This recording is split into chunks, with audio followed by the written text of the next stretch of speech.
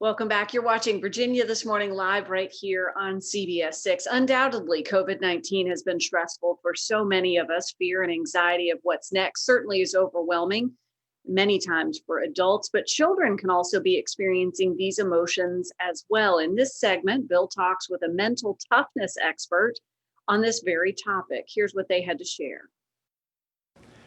As adults, it's hard enough navigating through the COVID-19 pandemic, but imagine how our children and grandchildren must feel. It's now more important than ever to ensure their mental well-being. Our next guest is the author of the book, The Emotional Marine, 68 Mental Toughness and Emotional Intelligence Secrets to Make Anyone Instantly Like You. And boy, do we like him a lot. We welcome former United States Marine Eric Rittmeyer back to Virginia this morning to talk about a very important topic. Good to see you, sir. Bill, likewise. I love you, brother. I love your show. You're my favorite, man. You say that to all the hosts. All right, so listen, this is an important thing. And as you know, before I worked here on Virginia This Morning, had a long career in radio. And I remember back in 2001, we had social workers and psychologists and everybody on our show trying to help us how to talk to our kids about that. And it was so interesting because they're not just small adults, they're children.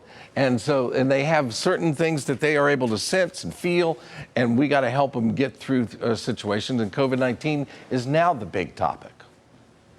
It sure is. And what we have to realize, Bill, is our kids are extreme emotional detectives. They pick up on every little hyper action that we do. And we need to help our kids understand that every single feeling that they experience is okay. The feelings are just fine. It's how they respond to those feelings that's important. Our kids aren't really taught what I refer to as an emotional vocabulary. They're not taught how to express emotion. So they have to realize what they're feeling is okay, but it's how they respond to it that's important, especially in a scary time like we're in right now. You talk a lot about mental toughness. And I'm guessing children aren't that tough. You say they have great instincts. How do we kind of get from one to the other? Yeah, that's the funny thing about this too, Bill, when it comes to mental toughness, because there's lots of misconceptions about that. When I deliver my programs or when I speak to companies, they automatically think mental toughness means push-ups and jumping jacks and running 10 miles. But mental toughness in 2 words is just emotional control. It's the ability to acknowledge emotion and respond to that. We're not taught this in school. You and I went to school. I'm sure you didn't receive any training. I didn't receive any training. It wasn't until I was in the Marine Corps that I was taught about this whole mental toughness thing. But we really have to incorporate it into the school curriculum where kids start learning about emotions. It drives us all. We're emotional creatures. We feel first, think later. So it's important that we get some training on this. So how to ask the right question based on age is the big one, isn't it?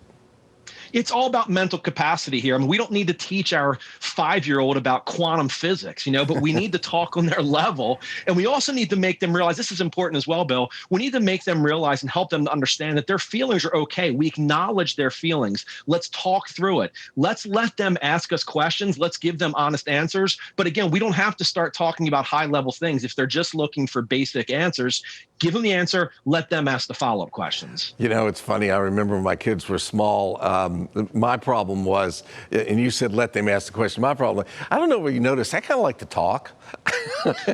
And when I would start to see their eyes glaze over, I'm like, wait a minute, I've gone too far. What do you think? Or Exactly. They say, Dad, can we talk now? That's why you and I get along so well. Exactly. And that's the key. And I think as adults and as parents, and here's the other thing, Bill, as parents, we want to shelter our kids from pain. It's understandable. We don't want them to experience this. But what we need to do is let them experience them, guide them through it, because we're teaching them lifelong lessons right now that they're going to need when they get older. But it's our instinct to shelter them from that. We can't shelter them from every single ounce of pain. All right, so one thing we always have to talk about is with kids is empathy and sharing sacrifices and how all of that ties together to make that small person a good adult. Tell us about that. We sure do. Yeah. And this is where it's important from the communication standpoint to get our kids to understand, hey, we're healthy in this house. Mommy and daddy are healthy. Your brothers, your sisters, you're healthy. But what we're doing right now is we're trying to help other people that maybe might be a little more susceptible, like our grandparents, like Grammy and Poppy. What we're doing right now is we're trying to be safe. We're trying to be cautious because we want to protect others. It's a way to teach them that they can do these little contributions that have a big impact on other people so they can relate to what they're going through. Just because we're healthy and happy in this household, not everybody's in the same boat. Some people are sick. Some people aren't able to just pick up FaceTime and start messaging somebody. So it's teaching them that we're sacrificing for others. You know, when we said we were going to have a tough Marine on, I didn't think we would hear about Grammy and Poppy, but we did. And good. Eric, great to talk to you as always, buddy. Likewise, Bill. Take care. Thanks for having me again. All right. For more information, we'll post a link on our show website by later today at WTVR.com/VTM. And all right, I so enjoy hearing from Eric, Bill. He's fantastic. Yeah, he always brings a very positive, but not just a positive. He's not Pollyanna. I mean, it's positive with some data and some insight into why you need to try to be positive, and it always works for me too. I mean, I love having him on. I feel like I've said 5 times this morning. I read an article. Clearly, I'm doing it.